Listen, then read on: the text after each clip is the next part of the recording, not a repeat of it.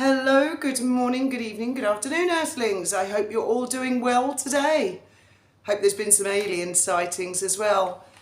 Well, today is pretty much my last day of working on the house, so I can relax a bit more. I have just watched probably the most magnificent video on YouTube which explains all about the court case that Harry and the other claimants are bringing, and it is made by the Royal Grift.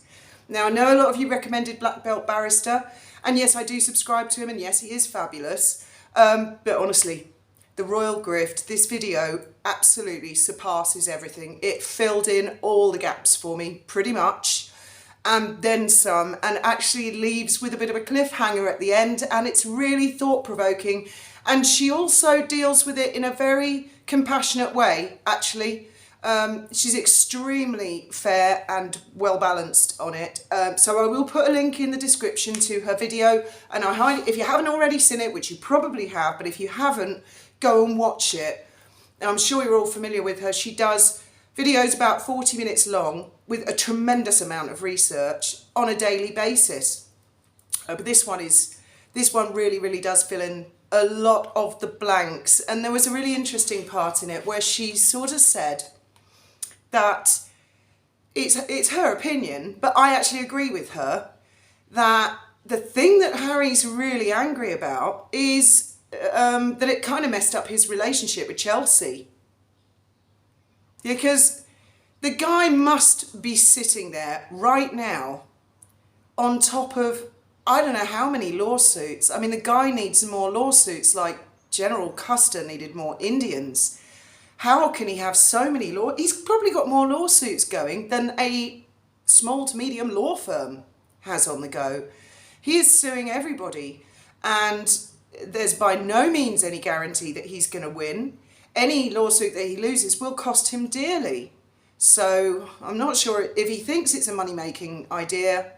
I don't agree.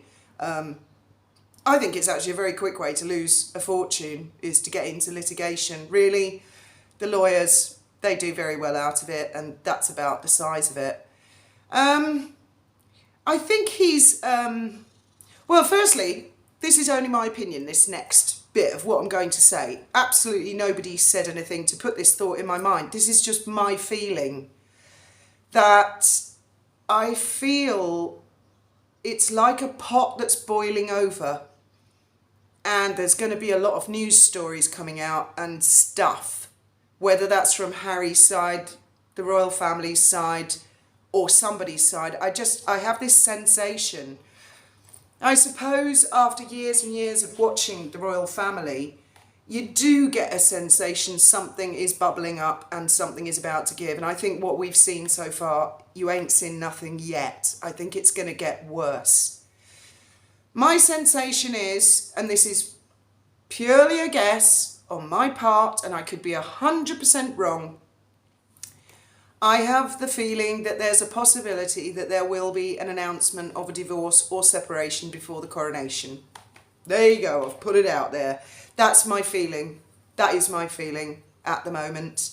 And I take that from, well, just certain things I've seen in the media. Yes, I did see the story about the lady who was a surrogate for A-listers. Yes, I did, in the Daily Mail. Perhaps they're pushing, I believe that article is designed to make certain people worry.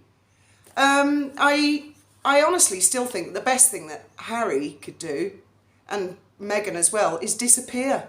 Just disappear. Go and be with nature. Go and be with your kids. I have said it so many times over and over again. Come back, film nature. Film your kids growing up. Come back in 3-5 years. Tell us all about it. If they lived in the middle of nowhere, the best form of security is when no one knows where you are. So if they're in the middle of nowhere and... well, I just think that's the best thing for them, but that's not going to happen. That is not going to happen, and I can see it all coming to a head quite soon.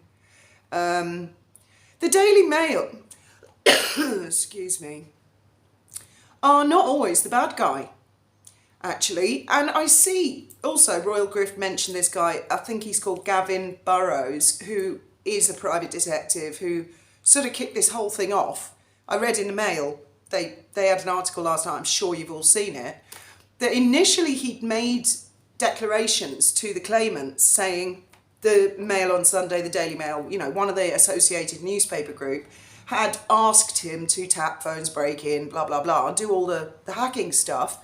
But he subsequently, apparently, so I read in the Mail, if this is correct, and I have no reason to doubt it, he subsequently completely retracted that entire statement, saying, I didn't say any of those things at all, and no, the Mail and Associated News never did actually ask me to break the law. I just went ahead and did it myself and then produced them with the results of whatever I'd done. So that is catastrophic if that is accurate. That is catastrophic to all of the claimants' claims if they're all based on what Gavin says.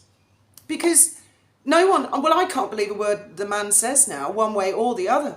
Because you can't say black one minute and then swear white the next. Because as the judge said, well, which one do you believe? And why does the guy change his story? So, and as I say, the Mail, I was always thinking, if the claimants, I felt they must have had something strong, otherwise they're nuts. They're absolutely nuts. Because what they're accusing the Mail of is criminal, surely, and the standard of proof for criminal is way higher than for civil. So they would have to prove that the personal persons who broke into people's homes, listened to their phone calls, they would have to have absolute concrete proof that the Mail conspired and colluded and asked them to do that and was involved with it.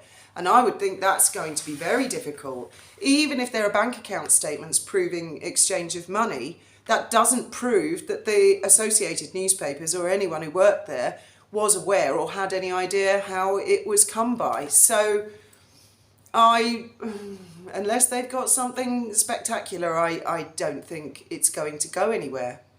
And also, I mean, with our instance, when a photograph which Graham had taken of me when we were in Holland, much to our shock, we opened the Daily Mail and there's that photograph in the Daily Mail newspaper. Now, we contacted the Mail and said, what's the picture doing in the newspaper? And initially they just told us to get knotted. But once we proved to them that it was one of a series of negatives and it was Graham's property, they were really shocked themselves and said, we're awfully sorry, we're not going to divulge our source of where we got it, but we are sorry. They put it in the library and they locked it. So, you know, they did the right thing and they paid Graham. And there was a case here in Gibraltar, actually, quite a few years ago. There was a yacht called the Gin.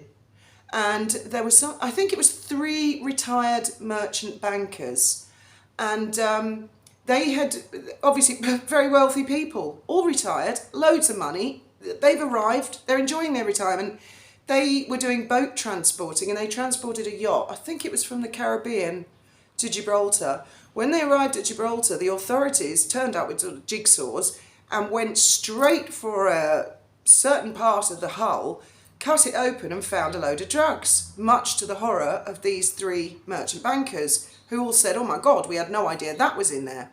Well, they were locked up, but the Daily Mail actually ran a campaign to clear their names. And although I think at least one of them was locked up for a couple of years, but the Mail really, really put their neck out and helped these guys and did ultimately clear their name.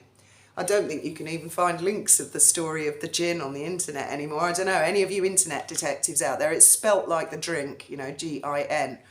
The Gin, Gibraltar, see if you can find anything out on that. There used to be articles on it, but it all got removed. As I'm sure you know, that can be the case sometimes. People want stuff removed for various reasons and to whitewash the internet.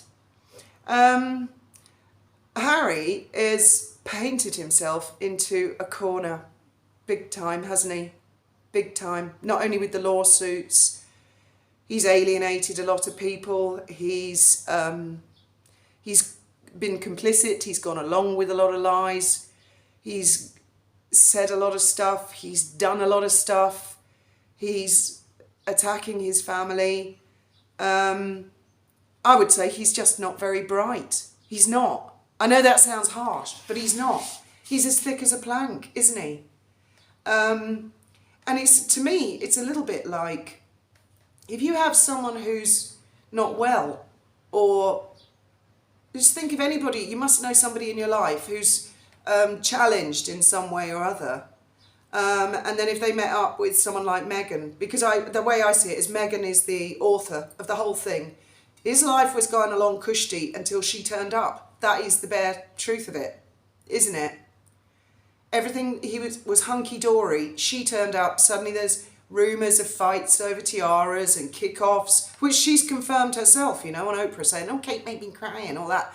And then they leave the royal family, and now they want to go back in the royal family, and they want titles when they didn't want titles before. And also, I have seen some comments, not just on my channel, but elsewhere, of sugars attacking Harry.